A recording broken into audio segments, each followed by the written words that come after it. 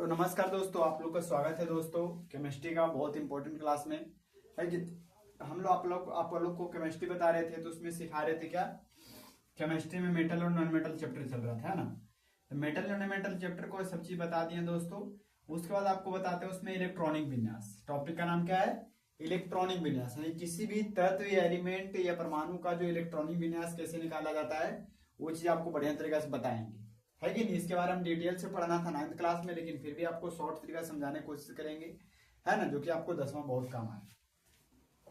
Electronic विन्यास निकालने के लिए दोस्तों, है ना, पहले आपको ये पता होना चाहिए इलेक्ट्रॉनिक विन्यास लिखा कैसे जाता है।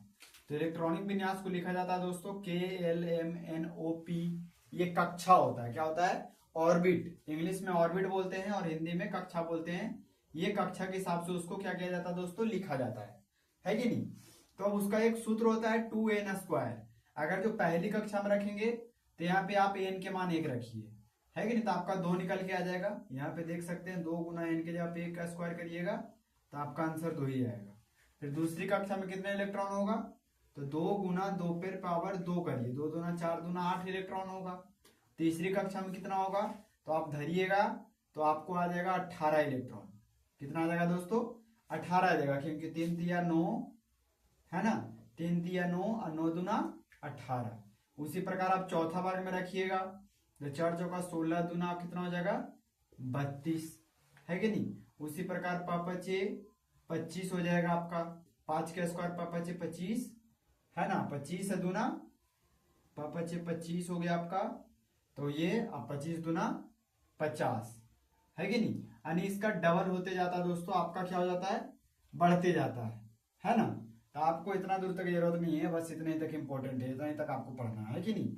ये 4 को आपको याद रखना है, 2 8 18 32, 2 8 18 32। ये कहां से आया दोस्तों? तो आप जितना कक्षा में रखिएगा उसका n के मान धरिएगा, आपको ये चीज आपको निकल जाएगा, है कि नहीं। तो इसी चीज से आपको लिखने को मिलता है इलेक्ट्रॉनिक विन्यास। अब ये एक सोडियम में क्या है? तो सोडियम पहले नंबर एक क्या है? परमाणु है। क्या है दोस्तों? परमाणु है। परमाणु किसे कहते हैं? जिसको टुकड़ा नहीं किया जा, मैंने कि जिसको मैंने वह किसी पदार्थ का जो सबसे छोटा कण होता है ना, जिसका सबसे छोटा कण होता है उसे हम परमाणु कहते हैं।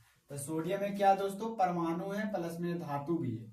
इसका जो एटॉमिक नंबर होता है दोस्तों, है ना, परमाणु संख्या, परमाणु संख्या होता है दोस्तों आपका कितना? 11 होता है। क्या होता है? 11। इसका जो परमाणु द्रव्यमान होता है दोस्तों, वो आपका क्या होता है? 23 होता है। लगभग इसका डबल से थोड़ा ज्यादा, है ना, डबल से थोड़ा सा ज्यादा होता है कि नहीं। ये चीज हो गया। जब इसमें परमाणु की संख्या, है ना, परमाणु की संख्या कितना है दोस्तों? 11। यानी परमाणु की संख्या 11 है तो उतना ही इलेक्ट्रॉन की संख्या होगा। इलेक्ट्रॉन की संख्या, क्योंकि जितना परमाणु होता है, परमाणु की संख्या होता है, उतना इलेक्ट्रॉन भी होता है। 11 इलेक्ट्रॉन हो जाएगा। इलेक्ट्रॉन की संख्या और प्रोटॉन की संख्या होती है। क्या होता है दोस्तों? प्रोटॉन की संख्या होती है। प्रोटॉन की संख्या में क्या हो जाएगा आपका? 11 ही हो जाएगा। एक आता है न्यूट्रॉन की संख्या। न्यूट्रॉन की संख्या, तो इसमें आपको क्या होता है? न्यूट्रॉन की संख्या में क्या हो जाएगा आपका, है कि नहीं, परमाणु द्रव्यमान।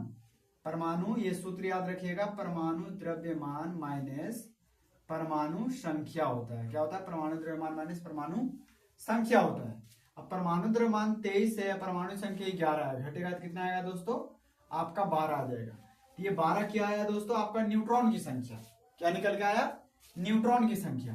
तो ये आपको बता दिए कि सोडियम में कितने इलेक्ट्रॉन होते हैं, कितने प्रोटॉन होते हैं, है ना। इलेक्ट्रॉन, प्रोटॉन और न्यूट्रॉन की संख्या आपको निकाल करके बता दिए, जो कि बेसिक है बिल्कुल, है कि नहीं। तो ये सब चीजें आपको पता होना चाहिए।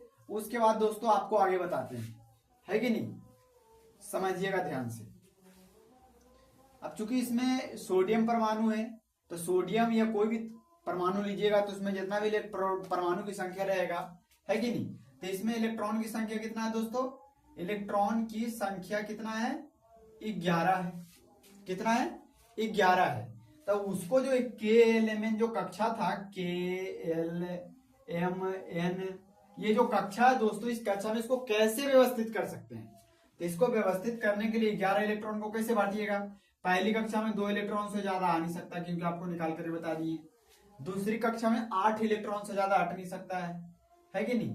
तो पहली कक्षा में 2 इलेक्ट्रॉन डाल दिए, दूसरी कक्षा में 8 इलेक्ट्रॉन डाल दिए। अब उसके बाद 8 है तो 10 इलेक्ट्रॉन तो यहां तक हो गया। उसके बाद आगे इसका क्या होता है, 1 इलेक्ट्रॉन और बच जाता है।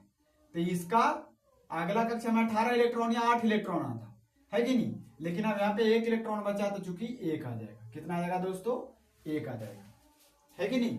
तो इसका इलेक्ट्रॉनिक विन्यास आपका हो गया। क्या हो गया दोस्तों, आपका जो सोडियम का जो इलेक्ट्रॉनिक विन्यास है दोस्तों यही है कि नहीं। सोडियम का इलेक्ट्रॉनिक विन्यास लिखने को बोलेगा तो 2,8,1।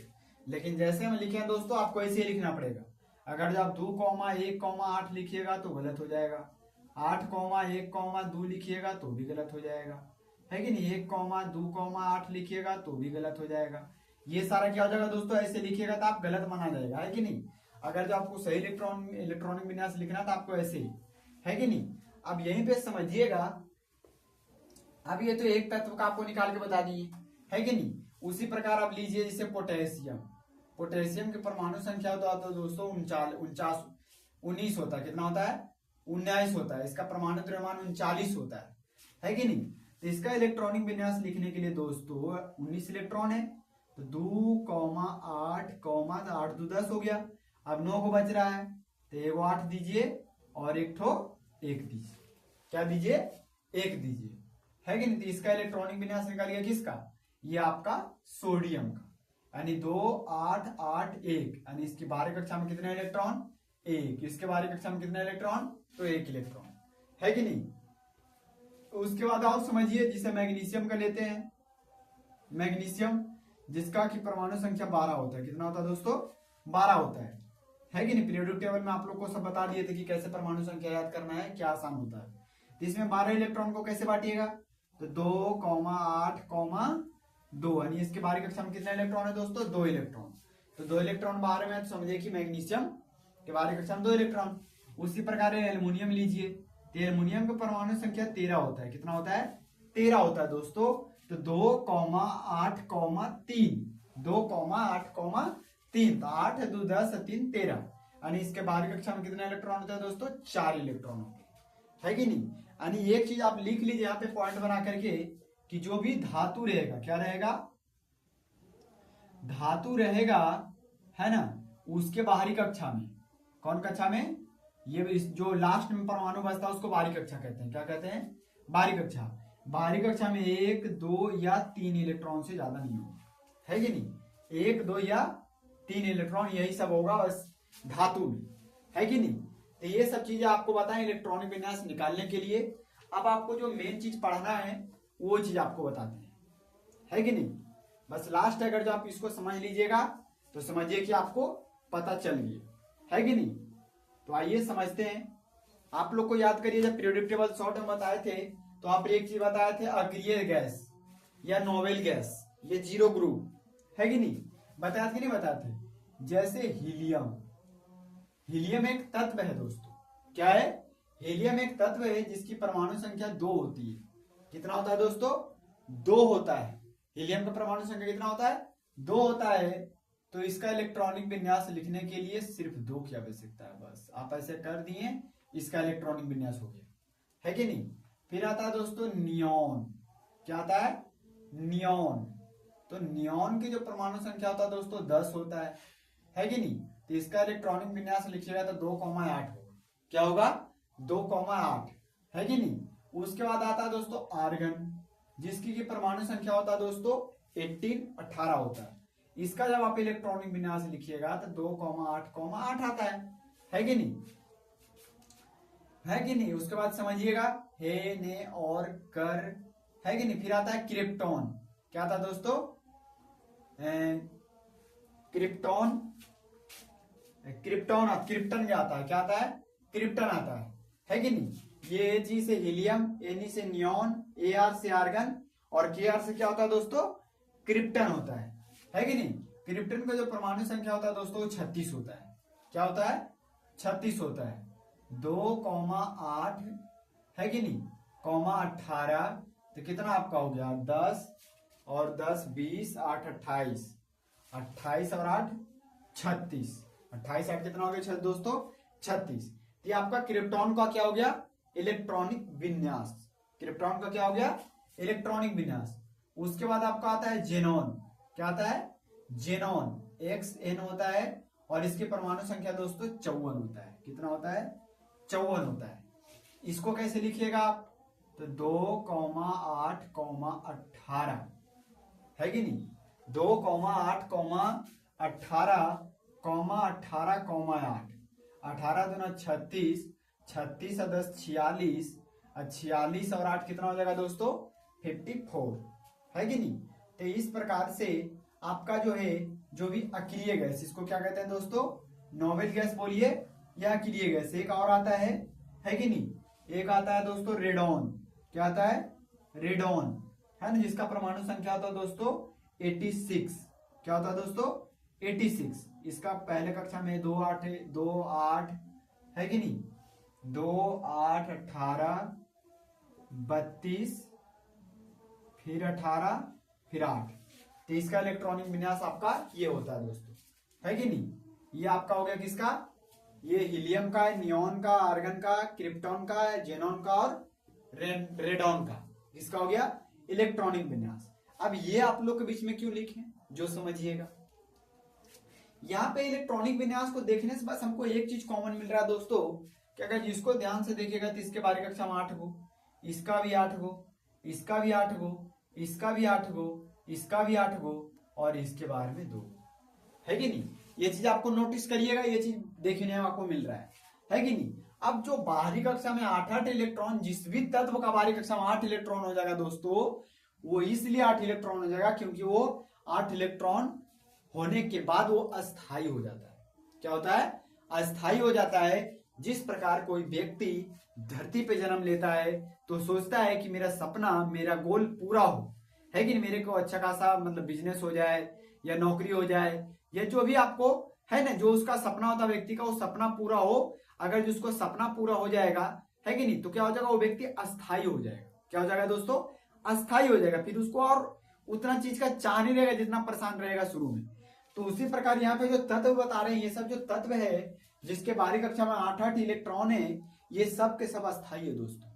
क्या है? अस्थायी है। इसे किसी प्रकार का किसी से अभिक्रिया करने की कोई जरूरत नहीं है, बिल्कुल अस्थायी है। और हमारे पीरियोडिक टेबल में, अब यहाँ बोलिएगा इसके बारे में कक्षा में तो 2 ही होगा तो अस्थायी नहीं होगा, लेकिन नहीं दोस्तों, इसकी एक अपवाद है कि नहीं? इसके बाहरी कक्षा में 2 इलेक्ट्रॉन होने के बावजूद भी अस्थायी है कि नहीं? आपको बताए थे, है कि नहीं? पीरियोडिक टेबल में दोस्तों याद करिए, है कि नहीं? पीरियोडिक टेबल में पूरा 118 तत्व होते हैं। कितने होते हैं? 118 तत्व। 118 तत्व में से मात्रा में इतने तत्व जो है अस्थायी है। क्या है? ये जो 18वां ग्रुप का तत्व है दोस्तों, यहाँ पे आता है लास्ट में, ये बिल्कुल क्या है? अस्थायी है कि नहीं? अस्थायी है। ये क्या है दोस्तों? आपका अस्थायी है।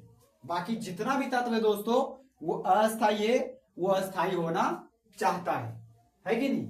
ये चीज को आप नोटिस करिएगा, बहुत इंपॉर्टेंट है कि नहीं? उसके बाद आप देखिए कोई भी इलेक्ट्रॉन, अब तो जान गए आप लोग कौन अस्थायी है कौन अस्थायी नहीं है। फिर से एक बार आप लोग को रिपीट करा देते हैं, रिवीजन करा देते हैं, है कि नहीं? यानी कि पीरियोडिक टेबल में, पीरियोडिक टेबल आप लोग को पिछले वीडियो में बता दिए थे, पीरियोडिक टेबल में जो 18वां ग्रुप के तत्व होता है, helium, neon, argon, krypton, radon, ये सब जो तत्व होता है दोस्तों अस्थायी होता है। और इसके अलावा जितने भी तत्व इसको छोड़ करके सब के सब क्या होता है दोस्तों? अस्थायी होता है। क्या होता है? अस्थायी होता है कि नहीं? तो उम्मीद करते हैं दोस्तों आपको ये अस्थायी और अस्थायी समझ में आया होगा, है कि ना? हम यहाँ पे सोडियम लिए थे, तो सोडियम अस्थायी है कि अस्थायी? ये दोस्तों इसके बाहरी कक्षा में 8 वो नहीं है, 8 इलेक्ट्रॉन नहीं है, 2,8,1 है। तो इसके बाहरी कक्षा में 8 इलेक्ट्रॉन नहीं होने के कारण ये अस्थायी नहीं है, बल्कि ये अस्थायी है। क्या है? अस्थायी है। क्लोरीन ले लीजिए, Cl होता है, इसका परमाणु संख्या 17 होता है, 2,8,7। इसके बाहरी कक्षा में भी 8 नहीं है दोस्तों। तो इसके बाहरी कक्षा में जब 8 नहीं है, इसलिए भी क्या हो जाएगा आपका? ये भी आपका अस्थायी हो जाएगा, है कि नहीं? ये क्या हो जाएगा आपका? अस्थायी हो जाएगा। तब इसको जरा समझिएगा डिटेल से, है कि नहीं? क्या कोई भी चीज हम तत्व लिखते हैं, है कि नहीं, तो तत्व लिखते हैं दोस्तों तो उस पर आयन आ जाता है। क्या आ जाता है? आयन। तो आयन कैसे बनता है जो समझिएगा, है कि नहीं। अब सोडियम परमाणु है तो इसके बाहरी कक्षा में जो इलेक्ट्रॉन, इसके बाहरी का 11 इलेक्ट्रॉन होता है पूरा। इलेक्ट्रॉनिक विन्यास 2,8,1 होता है। तो इसके बाहरी कक्षा में 1 इलेक्ट्रॉन है। कितना इलेक्ट्रॉन है? इस इलेक्ट्रॉन को दोस्तों कोर इलेक्ट्रॉन कहते हैं, लिख लीजिए। क्या कहते हैं? Core electron. और बाहरी कक्षा के इलेक्ट्रॉन को संयोजी इलेक्ट्रॉन कहते हैं। क्या कहते हैं? संयोजी इलेक्ट्रॉन। बाहरी किसी भी तत्व के बाहरी कक्षा के इलेक्ट्रॉन को संयोजी इलेक्ट्रॉन, और उसके जो बाहरी कक्षा वाला छोड़ के जितना भी है उसको हम क्या कहते हैं? कोर इलेक्ट्रॉन कहते हैं। ये चीज आपको ऑब्जेक्टिव पूछेगा तो वहां पे काम बहुत आएगा, इस चीज को ध्यान रखिएगा कि संयोजी इलेक्ट्रॉन की संख्या कितना है, कोर इलेक्ट्रॉन किसे कहते हैं, पूछ लेगा तो आप बेसिक से बता दिएगा। किसी भी इलेक्ट्रॉनिक, जब किसी भी तत्व का इलेक्ट्रॉनिक विन्यास निकाला जाता है तो उसके बाहरी कक्षा के इलेक्ट्रॉन को संयोजी इलेक्ट्रॉन कहते हैं, और बाहरी कक्षा वाला छोड़ करके, है कि नहीं, बाकी जितने भी इलेक्ट्रॉन होते हैं उसको हम कोर इलेक्ट्रॉन कहते हैं, है कि नहीं। तो ये चीज आपको समझ में आया होगा दोस्तों बढ़िया तरीका से, है कि नहीं। अब यहाँ पे देखते हैं इसके बाहरी कक्षा में कितने इलेक्ट्रॉन है दोस्तों? 1 इलेक्ट्रॉन है कि नहीं। तो अभी ये तो बिल्कुल इसके अंदर खलबली रहेगा कि किसी भी प्रकार से हम क्या हो जाए? अस्थायी हो जाए। क्या हो जाए? अस्थायी हो जाए, क्योंकि अभी बताएं आपको ये अस्थायी है कि नहीं। आपको जो भी 18वां ग्रुप को छोड़ करके बाकी जितना भी तत्व है सब के सब अस्थायी है। ये अस्थायी होने के लिए बिल्कुल बेअतुल है। तो इसको अस्थायी होने के लिए चाह रहा है कि किसी भी प्रकार से मेरे बाहरी कक्षा में क्या हो जाए? 8 इलेक्ट्रॉन हो जाए। क्या हो जाए? 8 इलेक्ट्रॉन। ई से इलेक्ट्रॉन, 8 से 8 इलेक्ट्रॉन, है कि नहीं। तो सोडियम चाह रहा है दोस्तों कि मेरी बाहरी कक्षा में क्या हो जाए? 8 इलेक्ट्रॉन हो जाए। क्योंकि इसके बाहरी कक्षा में 2,8,1, या तो ये 1 इलेक्ट्रॉन किसी को दे दे, क्या करे? ये दे देगा तो ये हट जाएगा आपका यहां से, तो इसके बाहरी कक्षा में 8 हो जाएगा। या तो 1 इसको रहने दे, या वो किसी से 7 को ले ले। क्या करे? वो इस पे 7 प्लस करे, यानी 7 इलेक्ट्रॉन किसी से पैसा ले, तो 7 लेगा तो 7 और 1 मिलकर के 8 हो जाएगा। तो भी ये पूरा हो जाएगा, यानी कि अस्थायी ये हो जाएगा। तो आप सोचिए दोस्तों, इसी प्रकार हर एक तत्व, जैसे कि आप यहाँ पे देख लीजिए, सोडियम का ये हो गया आपका, किसका हो गया? सोडियम का। फिर क्लोरीन का हो गया 2,8,7। अब ये क्लोरीन है, इसके बाहरी कक्षा में 7 इलेक्ट्रॉन, क्योंकि इसका परमाणु संख्या 17 होता है। 8 8 2 10 7 17। तो ये भी अस्थायी होने के लिए चाह रहा है। तो ये अस्थायी कैसे होगा दोस्तों? तो इसके भी बाहरी कक्षा में 8 इलेक्ट्रॉन होगा तब ना, लेकिन 1 इलेक्ट्रॉन इसको कम है, तो 1 इलेक्ट्रॉन इसको कौन देगा? है कि नहीं। या तो 7 को किसी को दे दे तो भी 8 हो जाएगा, या 1 को किसी से ले ले तो भी 8 हो जाएगा। तो इस स्थिति में दोस्तों आप ही से पूछते हैं, आप ही बताइएगा, है कि नहीं। आप बताइए, सोडियम को 1 इलेक्ट्रॉन देने में आसानी है या 7 को लेने में भारी है कि नहीं। तो स्वाभाविक सी बात है दोस्तों, जब ये धातु है तो धातु जो होता है इलेक्ट्रॉन को लेता नहीं है दोस्तों। क्या करता है? एक पॉइंट यहाँ पे नोट करिएगा कि धातु जो होता है दोस्तों वो इलेक्ट्रॉन को कभी लेता नहीं है दोस्तों। ये लिख लीजिए पॉइंट, है कि नहीं, कि जो धातु होता है दोस्तों वो इलेक्ट्रॉन ग्रहण नहीं करता है, यानी दूसरा कोई भी तत्व से इलेक्ट्रॉन ग्रहण नहीं करता है, बल्कि वो इलेक्ट्रॉन ग्रहण नहीं करेगा, है कि नहीं, किसी को दे देता है। क्या कर देता है? अब यहाँ पे देखो कंफ्यूज नहीं हो जाएगा, क्योंकि आगे आपको बताएंगे संयोजी करेगा, साझा करेगा, तो वो अलग टॉपिक है। लेकिन यहाँ पे आपको बता रहे हैं जो अलग है, इलेक्ट्रॉन ये किसी को देगा नहीं। तो ये क्या होगा? धातु हर हाल में क्या होगा? नहीं, ये ग्रहण नहीं करेगा। सॉरी दोस्तों, ये ग्रहण नहीं करेगा, आपको लिख दिए, ग्रहण नहीं करेगा। ये किसी भी तत्व से कोई भी जो इलेक्ट्रॉन होगा लेगा नहीं, यानी ग्रहण नहीं करेगा। लेकिन ये इलेक्ट्रॉन को ग्रहण नहीं करेगा तो दे तो सकता है ना। तो ये इलेक्ट्रॉन को क्या होता है दोस्तों? धातु जो होता है इलेक्ट्रॉन को देता है। क्या होता है दोस्तों? धातु इलेक्ट्रॉन को क्या करता है? देता है। तो जब धातु किसी इलेक्ट्रॉन को, है ना, देता है, क्या करता है? देता है। जैसे सोडियम में 1 इलेक्ट्रॉन किसी को दे दिया, क्या कर दिया? दे दिया। तो दे देने के बाद इसके ऊपर क्या हो जाएगा दोस्तों? देने के बाद इसके ऊपर धन चिन्ह आ जाएगा। क्या आ जाएगा? धन चिन्ह। इसको सोडियम नहीं पढ़िएगा, इसको सोडियम आयन पढ़िएगा। क्या पढ़िएगा? Sodium ion. अब क्लोरीन है तो क्लोरीन एक अधातु है, तो ये क्या करेगा दोस्तों? ये इलेक्ट्रॉन देगा नहीं, ये इलेक्ट्रॉन लेगा उल्टी। क्या करेगा? ये इलेक्ट्रॉन ये लेता है कि नहीं, ये ग्रहण कर लेता है, इसीलिए इसके ऊपर क्या आ जाता है दोस्तों, माइनस आयन आ जाता है। क्लोरीन आयन, इसको क्या पढ़िएगा, सोडियम आयन, और इसको क्लोरीन आयन, है कि नहीं। तो यही जो समझिएगा कि इलेक्ट्रॉन कौन लिया, कौन लिया, दिया। तो ये धातु है और ये अधातु है। धातु ने दिया और अधातु ने लिया। तो जो लेगा दोस्तों, जब कोई व्यक्ति कर्जा लेता है तो उसके ऊपर ऋण हो जाता है, यानी माइनस का चिन्ह हो जाता है। तो उसी प्रकार ये इलेक्ट्रॉन को लिया है, तो इसीलिए इसके ऊपर दोस्तों ऋण, ऋण यानी कि माइनस का चिन्ह आ गया, घटाओ का। और ये दिया है दोस्तों, तो जो कर्जा देता है, देने वाला बिल्कुल धनवान होता है ना, धनवान होता है, उसके ऊपर धन का चिन्ह आ जाएगा। क्या आ जाएगा, धन का चिन्ह, है कि नहीं। उम्मीद करते हैं दोस्तों यहाँ तक आपको बढ़िया तरीका से समझ में आ गया होगा, है कि नहीं। अब आपको एक चीज समझा देते हैं कि कोई भी तत्व को जब लिखा जाता है तो डबल बाउंडेशन में क्यों लिखा जाता है कि नहीं। जैसे हम ऑक्सीजन लिखते हैं, कभी भी रासायनिक अभिक्रिया जब आपको पहला चैप्टर पढ़ा रहे थे तो वहां पर बार बार एच नहीं लिखते थे। एच के मतलब होता है हाइड्रोजन, वहां पे जब भी लिखते थे H2 लिखते थे, O2 लिखते थे, है कि नहीं, ऐसे ही लिखते थे। क्यों ऐसे ही लिखते थे दोस्तों, तो इसके ऊपर भी रीजन था, Cl2 लिखते थे, है कि नहीं। तो उसका रीजन क्या था, जिसे हाइड्रोजन है। तो हाइड्रोजन पीरियोडिक टेबल का सबसे पहला तत्व है, तो इसके बाहरी कक्षा में 1 इलेक्ट्रॉन है। कितना इलेक्ट्रॉन है, 1 इलेक्ट्रॉन है कि नहीं। और एक और हाइड्रोजन ले लेंगे तो इसके बाहरी कक्षा में 1 इलेक्ट्रॉन हो जाएगा। तो चूंकि 1 इलेक्ट्रॉन से जब मिलेगा, तो हीलियम क्या था, हीलियम के बाहरी कक्षा में 2 ही इलेक्ट्रॉन था, लेकिन यह अस्थायी था कि नहीं था। तो जब ये 2 इलेक्ट्रॉन का साझा कर लेगा दोस्तों, तो क्या हो जाएगा दोस्तों, जब साझा कर लेगा तब ये बना देगा, दोनों मिलकर के क्या बना देगा, H2 बना देगा। क्या बना देगा, ये एक हाइड्रोजन परमाणु और ये एक हाइड्रोजन परमाणु मिल करके 2 हाइड्रोजन परमाणु बना देंगे, क्योंकि आपस में साझा कर लिए हैं और ये अस्थायी हो जाएगा। इसीलिए किसी भी रासायनिक अभिक्रिया में या कहीं भी हम लिखते हैं दोस्तों, तो हाइड्रोजन के ऐसे नहीं लिख करके हाइड्रोजन को हम H2 लिखते हैं। क्या लिखते हैं, H2 लिखते हैं। उसी प्रकार ऑक्सीजन में, ऑक्सीजन का जब देखने जाइएगा तो ऑक्सीजन का परमाणु संख्या 8 होता है। कितना होता है, 8 होता है। और इसके बाहरी कक्षा में 6 इलेक्ट्रॉन होता है। कितने इलेक्ट्रॉन होता है दोस्तों, 6 इलेक्ट्रॉन, 1 2 3 4 5 और 6। इसके बाहरी कक्षा में 6 इलेक्ट्रॉन होता है दोस्तों, है कि नहीं। देख सकते हैं 2 2 4 2 6, 2 2 4 2 6, 6 इलेक्ट्रॉन हो गया। अब इसको 8 को पूरा करने के लिए इससे 2 इलेक्ट्रॉन लेगा, ये साझा करेगा, है कि नहीं। जब इसको ये दिया तो इसका समय में ये साथ दिया तो इसका समय में ये साथ देगा, तो इससे भी ये 2 को ले लेगा। तब इससे क्या हो रहा है कि दोनों का मतलब कि दोनों अस्थाई हो जा रहा है।